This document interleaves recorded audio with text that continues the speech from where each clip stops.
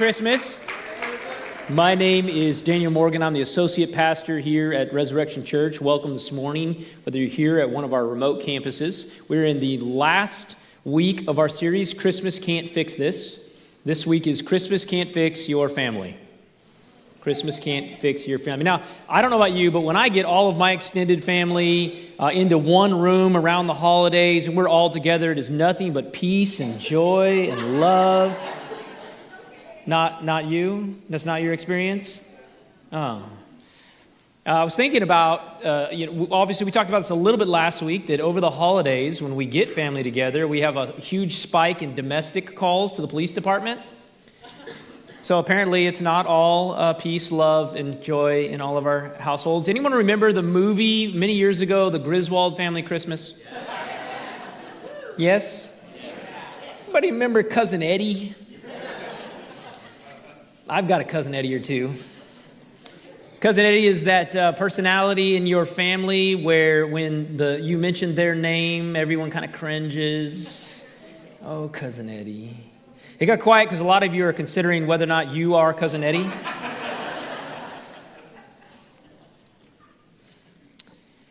Here's what's so interesting about families, especially around Christmas. One of the reasons that we have such a spike in the domestic calls to the police department is that families represent for a lot of us, maybe most of us, a lot of dysfunction, sometimes some pain and some hurt. It's not all as happy as we would love to portray it to be. And it's so interesting when we talk about families because we know that who you are as an adult is largely impacted by two factors. One of those is the family that you're born into, or the environment that you're born into. And the other is how you reacted to that environment as you grew. We know, study after study has shown us over many, many years that who you are today, who you developed into as an adult, has largely been impacted by how you grew up, what family you were born into, or the situation you were born into, and how you reacted to that environment yourself. So it really matters. If you were born into a very good, solid, stable family, and you reacted well to that environment and accepted that, then more than likely your transition into adulthood was fairly smooth. Or you could have been born into a very good foundation of a family and reacted like I did, which was run as far away as you could, and your transition was not nearly as smooth. That's not how I would call it. It was pretty rough. Or you can be born into a very dysfunctional family, and you can have rebelled from that and said, I'm not going to repeat the sins of my father. I'm going to change the legacy of the way that I grew up. Or you can have been born into a dysfunctional family and have continued those traditions on into your own family. Here's my point is that most families are pretty messy. Most families are pretty messy. And what I want you to hear out of this, if you take nothing else away from today of Christmas Can't Fix My Family, is this.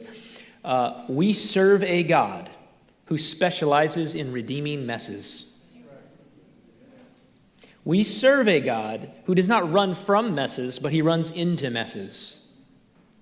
I want you to take heart if you have a situation in this season or in your background that represents a dysfunctional family or a hurt that came from family or that you're still dealing with around family, because what you need to understand is that this oftentimes is an opportunity for God's grace to be visible in the midst of a situation that you think is unredeemable. We serve a God who embraces the messy. In fact, when situations look hopeless, God gets the most glory for redeeming them. When situations in your mind are unredeemable is when God gets the most glory for redeeming them.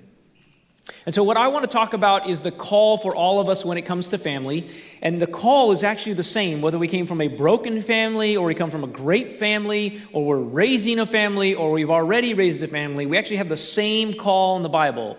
Our call is to establish a legacy no matter your family situation. And so I want to talk about how we impact the next generation. We have a distinctive here at Resurrection Church that is preparing the way, investing in, pouring into the next generation. And I want to talk about what it looks like to create an impact in the next generation, to establish a legacy, both personally and corporately as a church. We're going to talk about three things today for establishing a godly legacy. Number one, we teach. Number two, we live. And number three, we forgive. We teach, we live, we forgive. We teach, we live, we forgive.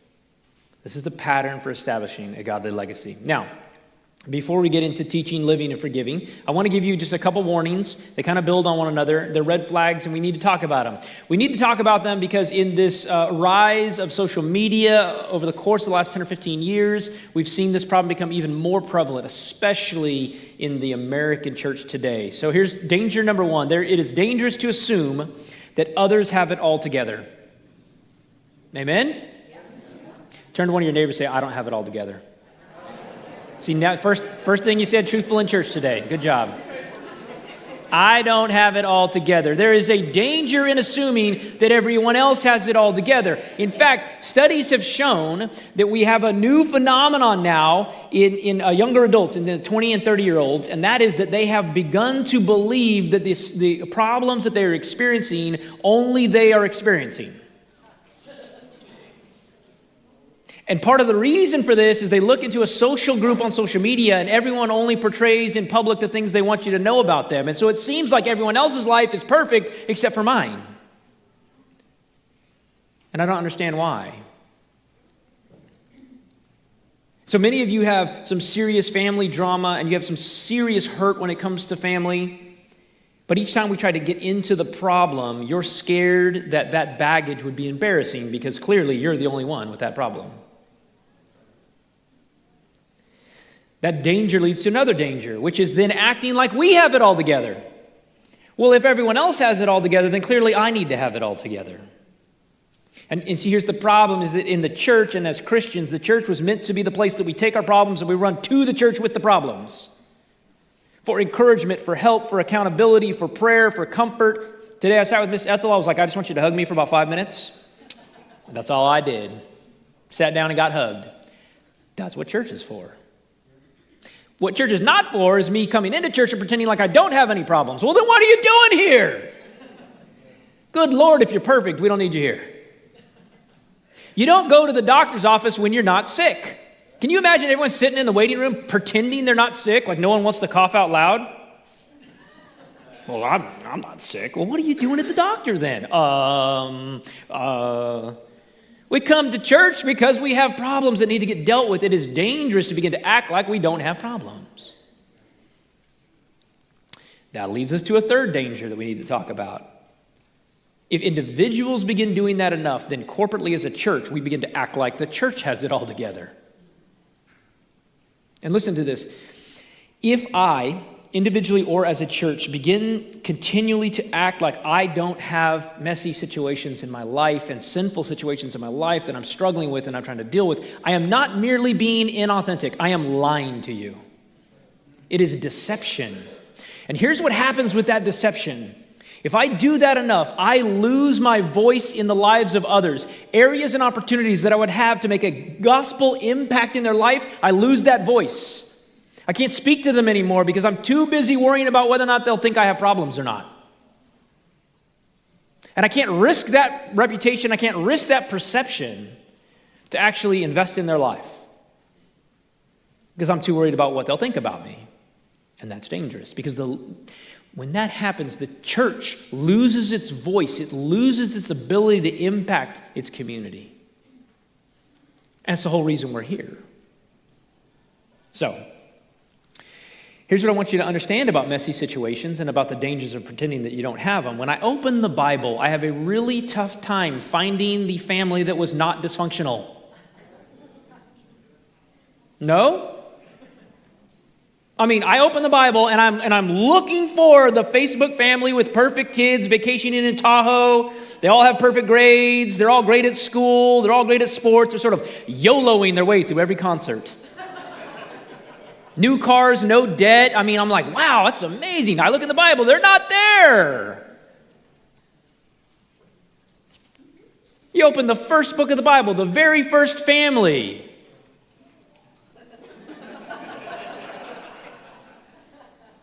Husband can't protect or steward his wife. Wife tempts husband into disobeying God. Then they have kids. Brother murders brother. This was the first family?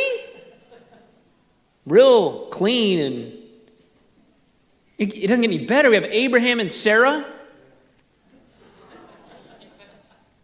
I mean, Abraham tries to give his wife away. I won't even get into that. Is promised by God to have this lineage, but gets impatient.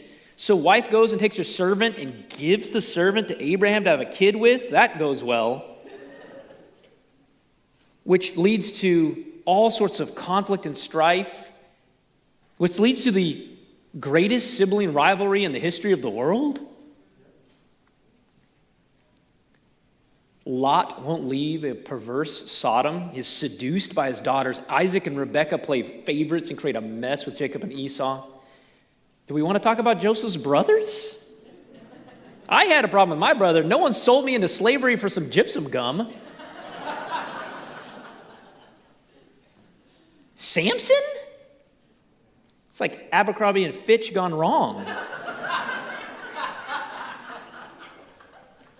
Samuel's worthless sons. King David's family was a mess.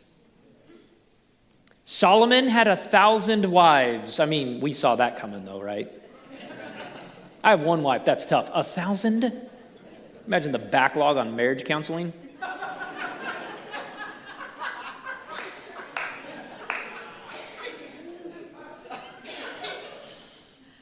It's funny, but the thing is that there aren't many. In fact, I don't know if there's any real non-dysfunctional families in the Bible. The family situations that we read about in the Bible are all messy. There's no utopian stories where everyone has it all together. Why? Because God specializes in messy situations. In fact, the more unredeemable the situation, the more glory that God gets. And so again and again, we find people in horrific situations, and God comes in anyways and redeems them. We serve a God who doesn't shy away from your mess. So stop trying to hide your mess. I had a great upbringing. I had a very stable family. I had a very faithful upbringing, and I ran away the moment I could run away and went the opposite direction. But here's the thing, because of the way my family had raised me, I knew that I could always go home. I knew that I could always go back to God. I knew God was chasing me, and I was just hoping to outrun him. But I knew, because I knew we had a God that specialized in redemption stories. Now, I just wanted to pick one of those stories for you today. So I picked Jacob and Esau. Jacob and Esau is a set of brothers born to Isaac. Sibling rivalry. Mom and dad played favorite, created all sorts of fun dysfunction in that family. And Jacob, who I can relate to well, he was a manipulator, a schemer. He was always getting himself in trouble. I'm like, man, do I understand what that's like. And Esau was the smart one. He sells his birthright for a bowl of stew. He's so hungry, he thinks he's going to die. That sounds like my 5-year-old.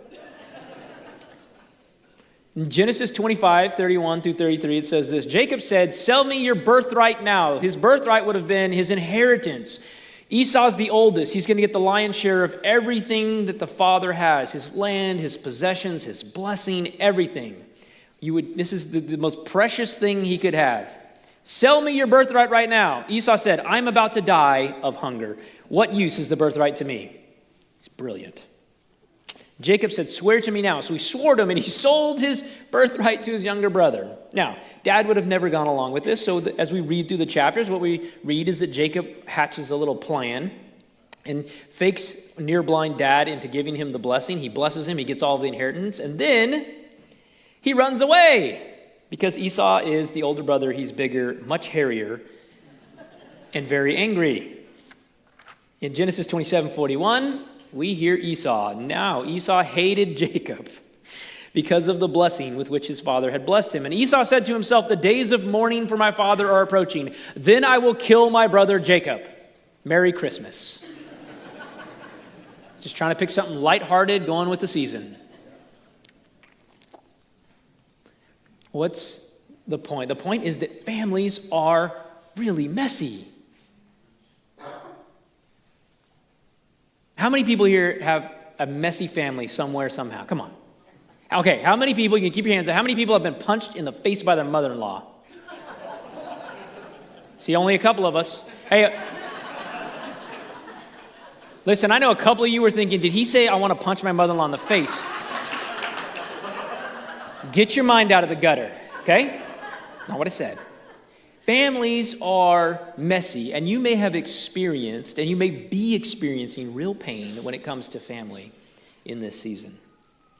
And what I want you to understand is that as a believer, if you follow Jesus, then our hope rests in the author and perfecter of our faith. And we believe it when God tells us in Romans 8:28 and we know for those who love God, all things work for good, for those who are called according to his purpose. Now listen, it is one thing to say that, all things work for good, when it's someone else's problem. Listen, brother, all things work together for good. When it's our problem, it is a whole lot harder to believe that.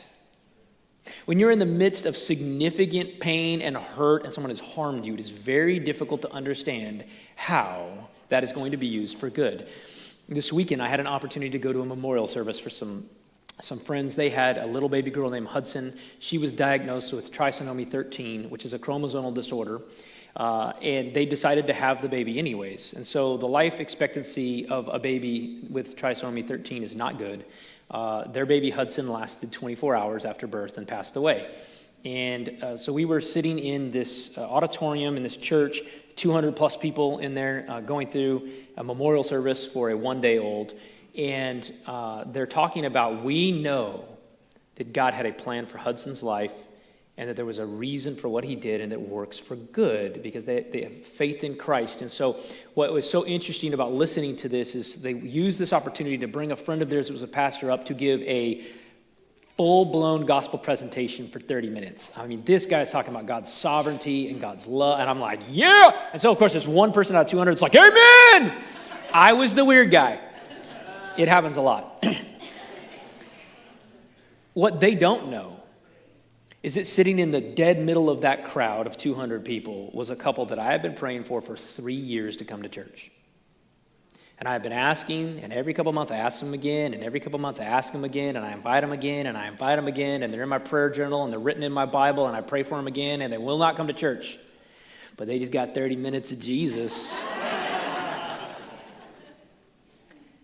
Some people will live their whole lives and never make a gospel kingdom impact like that. And Hudson, in 24 hours, got people far from God sitting in the middle of a church service listening about God. And over again in the Bible, we will see a story that God will come in and use broken people and broken families and broken situations to accomplish his will, to give himself glory, and to redeem something that looks unredeemable. So take heart, if you're in the midst of hurt and pain this season, that is the God that we serve. The call, therefore, whether we're coming from a broken home or a great home, whether we have kids now, will never have kids, or our kids are grown and long gone, the call for each of us is the same. And that is to make a lasting kingdom impact on the next generation, to build a legacy. What does it look like for us to build a legacy in the next generation, whether that's our own children or others? I want to talk about what it looks like to build a legacy. And that's 3 things that we're going to cover. We teach, we live, we forgive. We teach, we live, and we forgive. This is how we make a godly impact on the next generation. So the first is we teach. The Bible is very clear about the responsibility of parents, and the responsibility of those that are older to make an impact on the next generation. For many of us, the single most substantial impact that we'll have to change the trajectory of the next generation is in our own households, is with our own children. We have watched in a single generation family trees completely change because of Christ. My grandfather was born one of 5 boys to a father. His mother had died at childbirth. His father was murdered when he was a young boy. He was a drunk all the way until he was murdered. They lived in a hovel in North Carolina. as far from God as you could be. He was saved in a tent revival. He ended up becoming a missionary, going to Obomashaw, Nigeria. 4 of his children were born on the mission field. He only came back because of malaria. He planted a church across the country. He said, God's leading me to start a Spanish mission. He never spoke a word of Spanish a day of his life. And the lasting generational impact because Christ got a hold of him and redeemed an unredeemable situation was phenomenal. There's a legacy because of that. So you may have come from a horrendous background, and yet you have the ability to change that for your children, yet a single generation. I heard a very poignant quote recently, and I thought it was very good. It said this: if you raise your children, you'll have the luxury of spoiling your grandchildren, but if you spoil your children, you'll be raising your grandchildren. It's got real in here, huh? If you raise your children, you'll have the luxury of spoiling your grandchildren. But if you spoil your children, you'll be raising your grandchildren. Proverbs 22:6 says, train up a child in the way he should go. Even when he is old, he will not depart from it. Just briefly looking at the idea of raising up the next generation, I found 33 different verses that directly and poignantly point at the responsibility of parents and elders to raise children. Whether you're a parent, whether you're never going to be a parent, whether you're a grandparent and you think your days of creating a legacy are over, I have news for you. They're not. Our job is to create a legacy for the next generation. And we do that by teaching, living, and forgiving. Now, what am I supposed to teach? Okay, my job, when I look at my children and I'm raising my children, and I'm looking at what is it that I'm teaching, my job is to get them to adulthood. Now, I don't mean age-wise. They're going to do that on their own. I tried not feeding them. They keep getting taller anyways. I mean maturity-wise. My job is to instill in them the things that are necessary for them to be adults. So, number 1, I teach them right from wrong. I'm teaching them the Bible. I'm teaching them that there is not a moral subjectiveness to the world where you get to decide how you feel about that rule. There is a standard of morality. It's God's standard. It's in the Bible. It's black and white. And I'm teaching that at an early age. Right now, my 5-year-old can finish my sentences. Quentin, we don't hit our sisters. Or else we get a spanking. Why? He's got to know there's right and wrong. It doesn't matter how you feel about the right and wrong. There's right and wrong. It's my job to teach that, to prepare him for adulthood.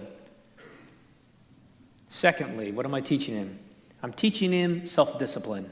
I'm teaching each of my kids self-discipline. I'm teaching them the value of hard work. Why? Listen, if you're in my family, more than likely, you're short, unathletic, not really that intelligent, and probably not very good looking. You know what you got going for you? You're a hard worker. What I tell my kids, look, when all else fails, hard work pays off. And if you're going to follow Jesus someday, you're going to need to understand this concept of self-discipline because it is going to be difficult at times to follow Jesus. It's going to be difficult to say no to the flesh. It's going to be difficult to say yes to God's calling. It's going to require some self-discipline. I'm teaching them self-discipline. When I give my kids a tough time about a C plus or a B minus, it's not because I think that grade in home studies is really going to matter in their future. It's probably not at all. But their ability to work hard is going to matter. And I'm teaching them how to work hard. I remember distinctly my dad telling me something when I was 16. I got a job the year before I went to college. And over the summer, I worked for a petroleum company, and we did maintenance, which mainly meant I moved furniture around. But when they didn't have anything for me to do, I worked 9 hours a day, 5 days a week. When I didn't have anything to do, they would send me out in this pickup truck to a field with a shovel, and they would tell me to move a pile of dirt. Now, it didn't dawn on me then that they could have moved that pile of dirt in 30 minutes with a bulldozer. I spent all summer on it. Anytime they didn't have anything for me to do, they gave me a shovel, and I went out and moved dirt for 9 hours. When I was done that summer, my dad said, I have never been more proud of you. And I was like, what? From That's the least amount of intelligence involved in any job I've ever had is moving a pile of dirt for 9 hours a day with a shovel. He's like, I've never been more proud of you. I was like, Dad, I was valedictorian. What are you talking about? He's like, you're learning the value of hard work. You're learning that that's what's going to take to be an adult. My job is to teach children, my children and others, the value of hard work. And third, what am I teaching? I'm teaching my kids who God is and what God wants. Now that's a lot harder. Who God is and what God wants. It's very, very difficult to teach what it looks like to love God. If I could just make you love God, church would be a much nicer place. Pastoring would be very easy. I'll just hit you over the head with the love stick, and you love God all of a sudden, and we're good. I'm teaching my kids who God is and what God wants. I have to teach my children that there is such a thing as a personal relationship with the Holy Spirit. And we're going to talk a little bit more of that in the next point because that is very, very hard to do. And it starts with very basic things. So my 5-year-old doesn't know a lot about that. He knows God is good. He knows God's in control. Like he knows some very simple attributes of God. And right now, he really knows that you pray before you eat. And this is the thing. Like if you attempt to take a bite of food at my dinner table before praying, that kid's going to jump up, scream at you. Everyone's going to freak out. He's going to go, you didn't pray. And I'm like, go ahead. And he will pray and he'll go, whew. As in like, saved ya. We'll get around to the rest of it. He's 5. But I want to talk about what this looks like in your home. I want to talk about what it looks like to teach these things when you have no kids in your home. What does building this legacy look like for those of us that do not have children in our home? Well, as a body, we were called to this. And you know where we have a lot of kids? Kids ministry. You know where we have a lot of need for volunteers?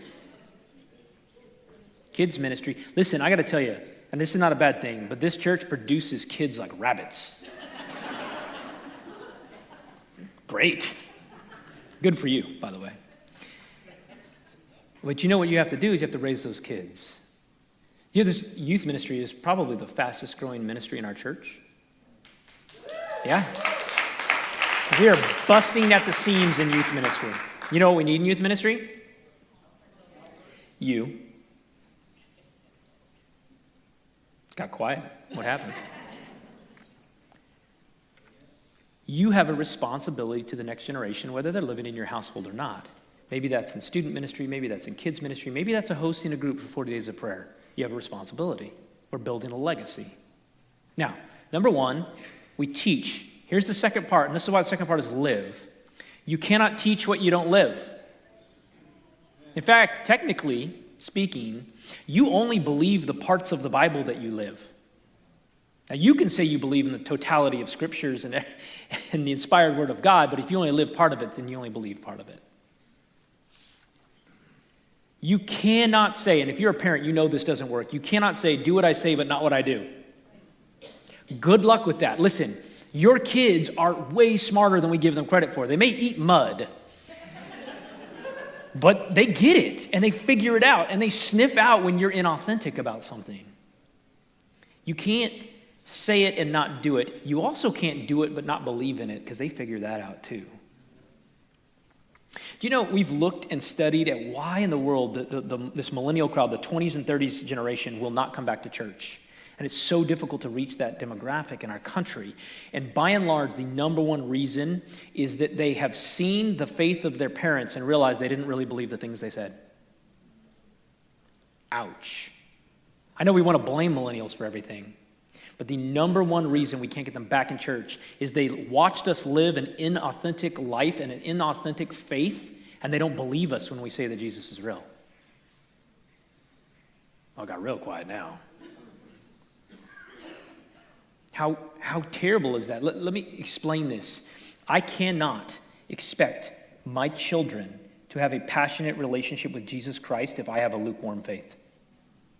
If I live a lukewarm faith as I raise my children, I should have no expectation that they're going to know who Jesus is. I should have no expectation that they're going to passionately follow Jesus when I'm not. You can't teach it if you don't live it. Well, how do I live it? Well, let me give you the juxtaposition of what is occurring in our country right now. You see, we look at American church, and then we look at the church in Acts, and they just don't look the same, do they? No? Anyone seen the John Christ thing that's out right now? He's a Christian comedian where he talks about virtual church. Raise your hand if you've seen that. Okay, I got to explain it then. It's a little VR thing, and you put the goggles on, and it allows you to customize your virtual church experience. Have you not seen this? You can change, you can do the experience for introverts, so you don't have to talk to anyone. You can do you can be more multicultural. You can get like a minority leader. All of a sudden, it actually lets you dial up your amount of conviction. You haven't seen this? Oh, it's great. Okay, so you can even go so far as to customize the tightness of your worship leader's jeans. It's hilariously funny, but let me tell you the kicker at the end. It says virtual church, and here's the tagline, and this is on purpose. It says, so you can make church even more about you than ever before. Oh, that's rough. You get to the end and you're laughing, and then all of a sudden, I'm not laughing. That stings. You see, the difference is we look at the New Testament, we look at the first century church, and they describe everyone in those churches as soldiers. Soldiers. You know what we describe American church as? Consumers. There's a vast difference between a consumer and a soldier. Amen? You see, a consumer is quick to criticize and slow to help. A consumer is very interested in making sure I give a Yelp review to every ministry. 8 out of 10, wasn't really feeling it. A soldier is quick to help and slow to criticize. A consumer is largely driven by their comfort. A soldier is driven by their calling.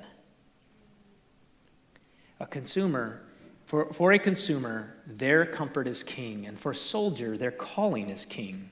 Let me see if I can give you an example to make this a little bit easier. I have 4 kids that are all very finicky eaters, which drives me nuts. No one else has had this problem?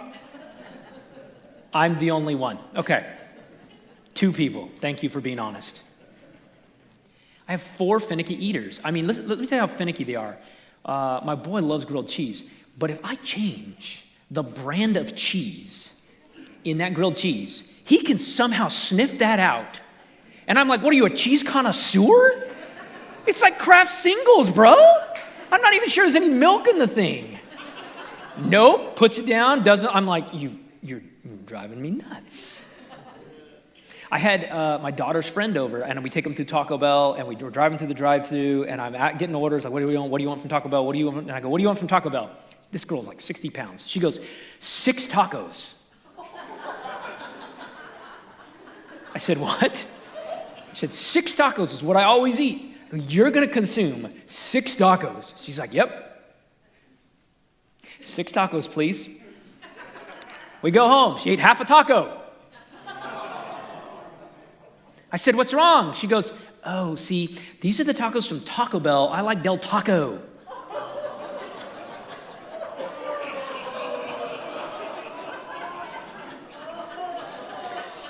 I go, was there maybe a giveaway when I said, what do you want from Del Taco? And there were 4-foot letters that said, what do you want from Taco Bell? And there were 4-foot letters that said Taco Bell. Was that not a giveaway that we were at Taco Bell? I didn't notice. Dear God.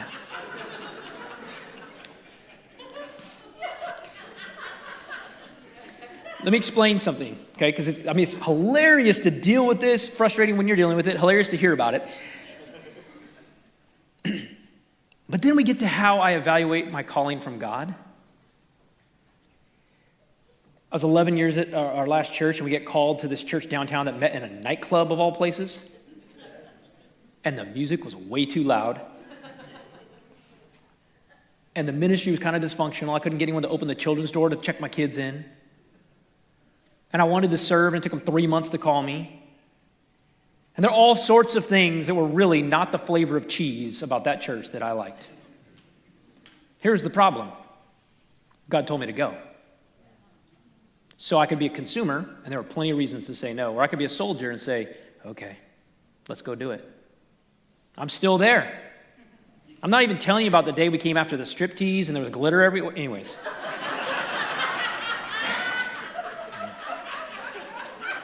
Plenty of reasons.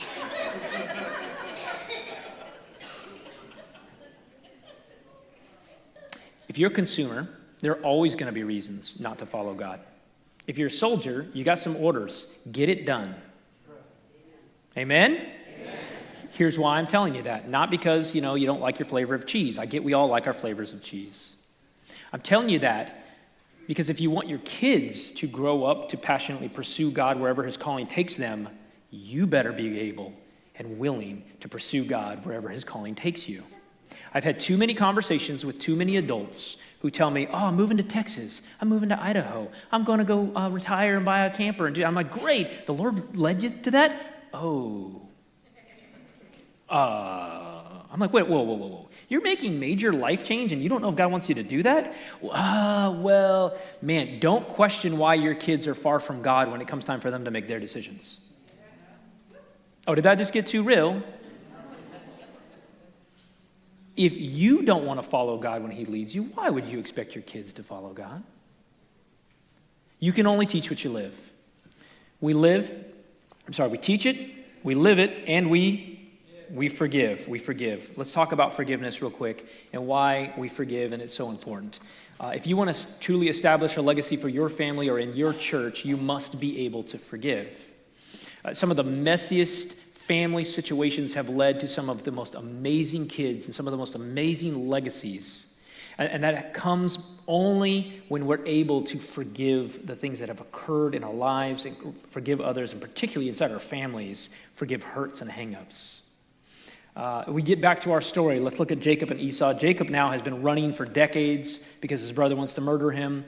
If we read all of the chapters in between in Genesis, he's been duped multiple times. He's had quite an interesting life, but he's certainly done nothing in that time frame to earn anything from his brother other than what his brother had originally promised him, which was to kill him. And so we get to the story in Genesis 32 where he is going to go meet with his brother, and he's pretty afraid. And here's Jacob. He says, this is verse 7 of chapter 32. Then Jacob was greatly afraid and distressed. He divided the people who were with him and the flocks and herds and camels into two camps, thinking if Esau comes to one camp and attacks it, then the camp that is left will at least escape. I mean, here's what he's left with. It's so bad that maybe someone can escape what's coming. Chapter 33, verse 1 says this, and Jacob lifted up his eyes and looked, and behold, Esau was coming, and 400 men with him. So he divided the children among Leah and Rachel and the two female servants. You skip to verse 4, and it says, but Esau ran to meet him and embraced him and fell on his neck and kissed him, and they wept. You see, Jacob had done nothing to earn or deserve forgiveness from his brother, but in those intervening decades while his brother was gone, his brother had forgiven him for no reason that Jacob had earned. And here's the problem of why it's so difficult to forgive. If you're a believer, then the standard of forgiveness is the cross. The standard of forgiving others is what Jesus did for us, meaning that the person you're forgiving doesn't have to deserve it. They haven't earned it. They shouldn't get it. And you give it to them anyways. And let me tell you, that's really hard. If you're angry with somebody right now, if you have some hurt and some hang-up right now, you know that is incredibly hard. Because this is so hard, what we've done in American church is we've decided to add a little bit to the Bible. Not that we ever do that. And we've made up these little phrases to go along with our forgiveness to help us justify our lack of forgiveness. And I want to talk about two that you may have heard. Maybe I'm just the only one hearing them, but here's one of them I've heard. Some wounds aren't going to be healed on this side of heaven.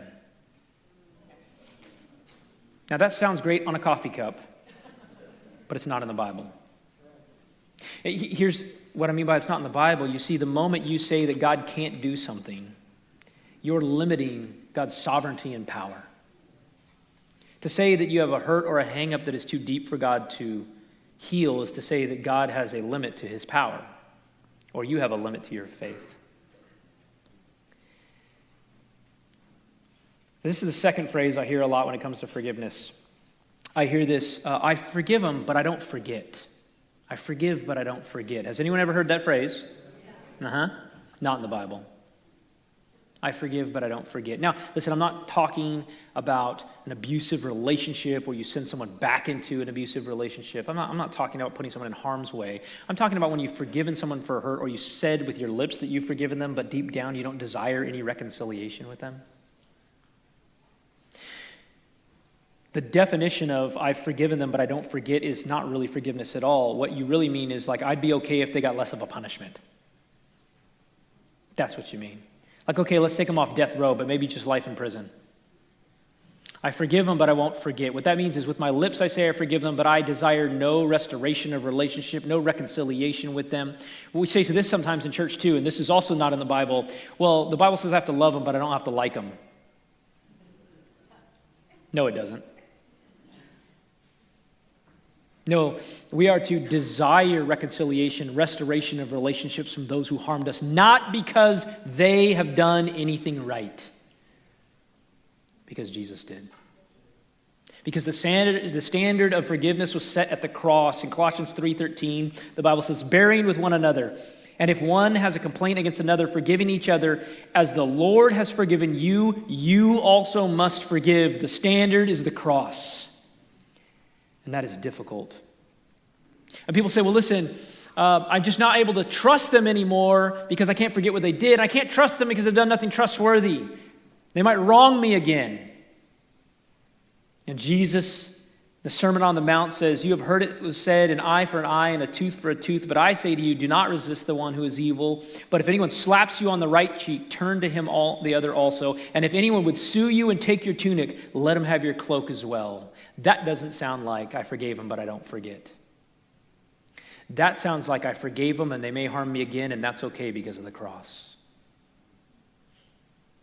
The idea that we're going to forgive someone with our lips but hold unforgiveness in our hearts, that we don't really want restored relationship with them because we don't think they earned it, that is deadly. Because that's not the gospel of Christ. See, we are more than excited about receiving undeserved forgiveness. But boy, it's not very exciting to give undeserved forgiveness. Listen to me, this is why this stops you from building the legacy you want to build. See, when you're harboring unforgiveness in your heart, in an area of your life, what ends up happening is it begins to slow down your pursuit of Christ. When you're harboring unforgiveness in your heart and anger and bitterness in your heart that you haven't dealt with, generally speaking, that is the very area of your life that the Holy Spirit is trying to convict you of and deal with. And over time, if you can continue to be callous to the conviction of the Holy Spirit, trying to get you to deal with that and to forgive those people, and you hold on to it and you hold on to it, not only do you get callous in that area of your life to the Holy Spirit's promptings, you get callous everywhere in your life to the Holy Spirit's prompting. And the next thing you know, you've been desensitized to the Holy Spirit, and God is calling you to do things and you can't recognize them at all because you are stuck in your unforgiveness. And you can't leave a lasting impact and create a legacy for the next generation when you're still harboring unforgiveness.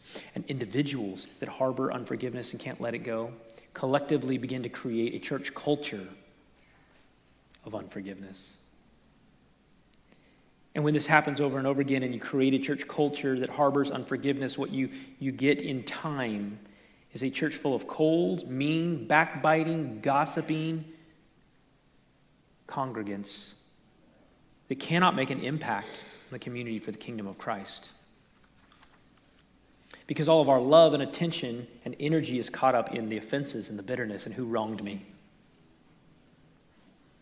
Those churches, they close their doors. That is not the legacy we want to leave behind. Here's the point today. If you are stuck in a messy situation, if you've got messy family situations, if you've got a lot of hurt and hang-ups and anger and bitterness as we go into the Christmas season, I want you to understand that this is the place for you. This is exactly where you were meant to be. We serve a God that specializes in messy situations and runs toward them. And we aim to be a church that does the same thing. A church that is willing to be authentic about our own messiness and our own problems and our own hang-ups and our own sin. I heard someone in between services, there was a great quote. They said, Jesus doesn't need us to protect his reputation by acting like we've got it all together. His reputation will stand on its own. He wasn't that concerned with his reputation when he was on earth. I don't think he's that concerned with it now. We serve a God that embraces the messy, hopeless, unredeemable situations. And our call is to build a legacy. We teach, we live, we forgive. We teach, we live, we forgive. The band is going to come up right now, and we're going to close this out. I want you to consider just a couple things as we head into next week at the Fox. I hope you've been inviting a lot of people. I've probably bugged way too many restaurant servers with those cards. It's all right. Some of them will come.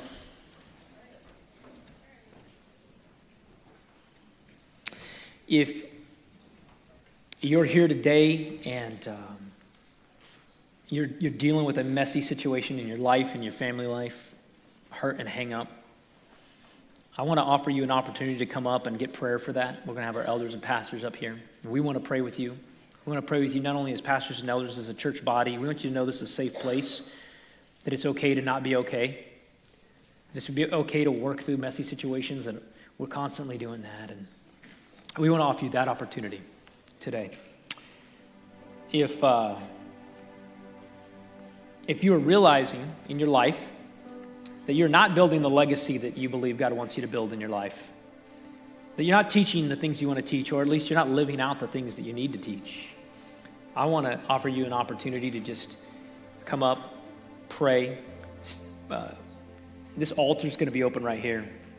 If you need to talk to God about what is necessary in your life, be that accountability, be that people around you, be that a renewed commitment to the things of God, I want to let you just come up to the altar and pray and leave that here. I want to give you an opportunity. I want to give you what may be the most liberating opportunity for you in your life, and that is this. If you have been carrying the burden of bitterness and unforgiveness for someone, and you have been walking around with that for some time, I want you to come and leave that at the altar today. You were never meant to carry that. That was never meant to be yours to bear. Through the work of the Holy Spirit, God absolutely tells us that he will do that work in us. You move as the Lord leads you. Altar's open. Amen.